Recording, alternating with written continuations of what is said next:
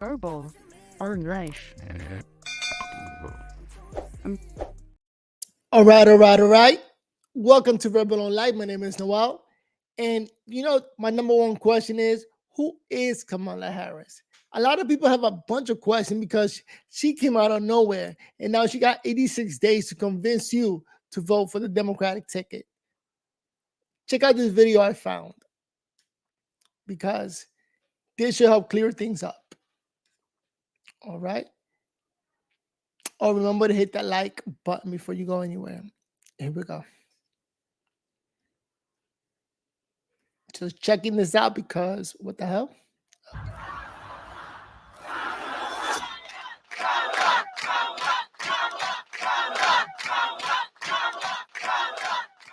38-year-old Kamala Harris was swept into office as San Francisco's district attorney. And as she did, she made history. For too long, we've asked these very simplistic questions about criminal justice policy that offer only two choices. Either you're soft on crime or you're tough on crime.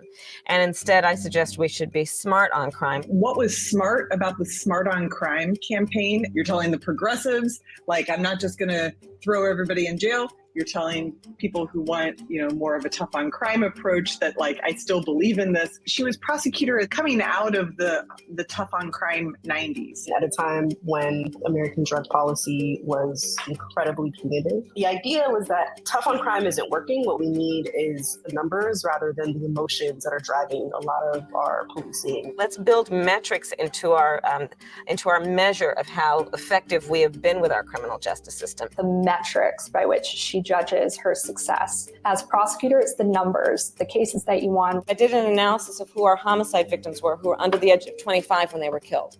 And I learned that 94% of them were high school dropouts. Perhaps untraditional for me to ask the question, but I did. She was raised primarily by a single immigrant mother who was a scientist. It's Indian, not black. kind of what can you prove, not what do you feel. Nobody is looking to their DA for soaring speeches about the future of democracy. But I also think that women, in order to be taken seriously, particularly in politics, you do have to show that you have a command of the facts, the figures, the numbers, that you're not emotional. And so that aspect of national politics has not come very easily to her. Kamala Harris, a candidate for California's Attorney General. Your opponent, Ron Gold, has said that he is for the legalization of marijuana recreationally. Your thoughts on that? That he is entitled to his opinion. It was very difficult. It goes with the laughter, always smiling and laughing, annoying.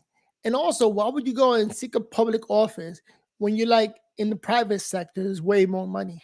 Difficult to pin her down about what she thought about things. Kamala Harris's stance on teacher tenure is not entirely clear. She would try to say, I'm a prosecutor. I have to remain neutral about these things. I really shouldn't take a position. I have many clients in that matter, so I cannot talk with you about what we're doing in terms of the case. Very seldom is she first on an issue, right? She kind of checks out the temperature first, sees how others around her are kind of reacting, and then she jumps in. I want to be very well informed about exactly where it's going, what the potential of my opinion would be before I just express something off the cuff. She also enters public life at a time when you really didn't see any women of color in prominent positions in elected life. It was a different time in a largely white political system. She had those ambitions from, I think, a very Identity politics. What the hell are you talking about, white?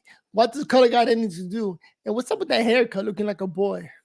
very young age to make it in politics, to be highly successful, to make lives better for people.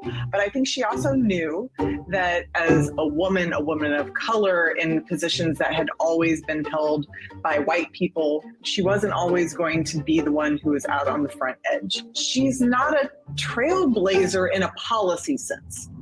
California's Attorney General Kamala Harris announced that she will indeed run for the U.S. Senate. Our new U.S. Senator, Kamala Harris! Woo! Can you think of any laws that give government the power to make decisions about the male body? What the hell does that even mean, the male body? What? Comment below. What do you think she's talking about? I'm happy to answer a more specific question. But That the government has the power to make a decision about a man's body? I thought you were asking about medical procedures No, that are unique to men. I'll repeat the question. Can you think of any laws that give the government the power to make decisions about the male body? I'm not thinking of any right now, Senator. Kamala Harris really thrives as a politician, and this makes sense in the context of her background when she is the one asking the questions. They have not asked me to open an investigation, but Perhaps they've suggested, I don't know. I wouldn't say suggest. hinted, I don't know. inferred. I don't know. You don't know. Okay. In your March 24th summary, you wrote that, quote, after reviewing the special counsel's final report. But I will say that no one. Sir, I'm asking a question. What a lot of Americans saw was a senator who just seemed I want to see her doing that to Trump. Sir, I'm asking a question. Because Trump is expecting that, and he's going to shut her down. exciting, who seemed willing to hold these men accountable, not let them kind of worm their way out of the questions she was asking. That was really important for Kamala Harris when she served in the Judiciary Committee. She knew how to turn conversations into really serious examinations and cross-examinations of the folks who were brought before the committee, almost like a perfect recipe there for her to introduce a version of herself to folks who might not know her outside of California. I do want you to be honest. I'm not able to be rushed this fast. It makes me nervous. I think the fact that those clips went viral shows that there's an appetite, right? She is positioning herself as America's advocate. You had donors, just busting down her door after that, saying you need to run for president. I stand before you today to announce my candidacy for president of the United States. Her campaign announcement in Oakland, I think there were 20,000 people there. It was just sort of insane. Expectations have become so high for her. Yeah, 20,000. For Trump, those are small numbers. After those moments. Senator Harris says she's proud of her record as a prosecutor and that she'll be a prosecutor president, but I'm deeply concerned about this record. The 2020 primary happened in a political moment where the energy on the left and among progressives was very strong. The 2020 campaign was when her background as a prosecutor was really a liability. She tried to reposition herself as a progressive prosecutor because that was sort of the hot fad, and it never quite fit. I am an advocate for what we need to do to not only decriminalize, but legalize marijuana in the United States. I would never have described Kamala Harris as a progressive. She called herself the top cop in San Francisco. And then later when she was elected attorney general, she used those language. Her career sort of predated this idea of what a progressive prosecutor is. She really had trouble packaging her background in law enforcement as palatable to the base. What you saw often was a candidate who just seemed to be trying to say what she thought would catch fire with the base at that point. She always trying to figure out what's the right thing to say depending on the crowd. That's so fake. People here would abolish their private health insurance in favor of a government-run plan. All right. A lot of Democratic voters didn't feel they were engaging with a candidate who maybe actually believed that. And people walked away not entirely sure what she believed. She ran out of money and she struggled to break through. Although I am no longer running for president, I will do everything in my power to defeat Donald Trump and fight for the future of our country. Joe Biden is officially the Democratic Party nominee for president. And I commit that I will, in fact, pick a woman to be vice president. That is so sexy, picking a woman, not picking the best. The Democratic Party is looking bad because they're not using their best. Post-summer 2020, we were in this George Floyd moment. Biden was talking about passing the torch eventually to a new generation of leaders. And the idea that he would be picking a Black woman, somebody who was younger than he was, suggested that he would be picking essentially an heir to the Democratic Party. I have no doubt that I picked the right person to join me as the next Vice President of the United States of America, and that's Senator Kamala Harris. And the road ahead will not be easy, but America is ready. And so are Joe and I. The first year and a half of her vice presidency, not great, to put it mildly. We've been to the border. We've been to the border. You haven't been to the border. And I haven't been to Europe. She was given the assignment of leading diplomatic efforts with Mexico and some Central American countries to address root causes of migration to the southern border. That's the worst sentence I've ever seen. The root causes. What are you talking about? Just finish building the wall and no more migrants coming through. How about that? But the root cause of migration, really? That's like a question with no answer. This is a no-win issue, especially early in a vice presidency. You know, what Kamala Harris is going to solve El Salvador? Do not come.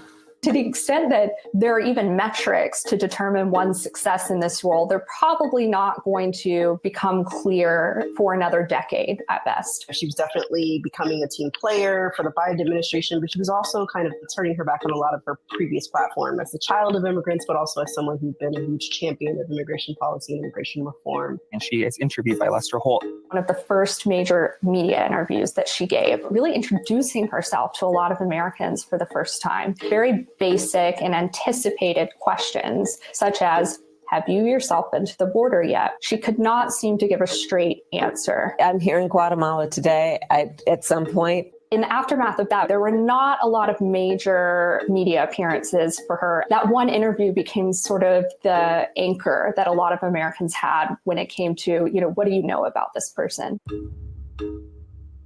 The difference, obviously, between now and 2020 is the Dobbs decision.